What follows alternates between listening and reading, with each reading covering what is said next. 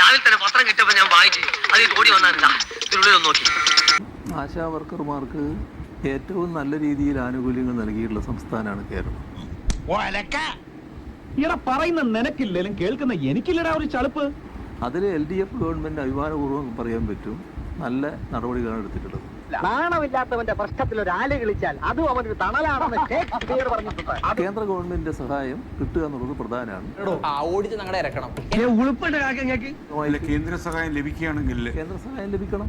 കേന്ദ്ര സഹായം ലഭിക്കുമ്പോൾ അതുമായിട്ട് ബന്ധപ്പെട്ട നടപടികൾ സ്വീകരിക്കുമല്ലോ. വെറും വാഗ്ദാനം കിട്ടുക, അതുകൂടെ മനസ്സിലായില്ലേ? വരും. അല്ല, അവർ കൊടുക്കാനുള്ളത് എല്ലാം കൊടുത്തു എന്ന് ആരോഗ്യമന്ത്രി പറഞ്ഞു. അത് ശരിയല്ല എന്ന് പിന്നെ പറഞ്ഞല്ലോ, ഇവിടുത്തെ കണക്കുകൾ വ്യക്തമാക്കിയല്ലോ.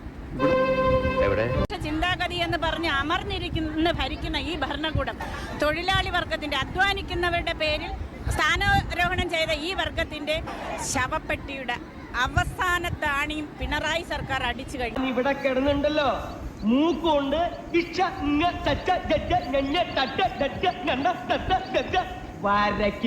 പൊതുജനങ്ങളുടെ മുന്നിൽ വോട്ട് ചോദിച്ച് ചിലപ്പോൾ കുറ്റിച്ചൂലെടുത്ത് അടിച്ചു വിടും. മനസ്സിലാക്കണം, പൊതുജനം കഴുതയല്ലെന്ന്.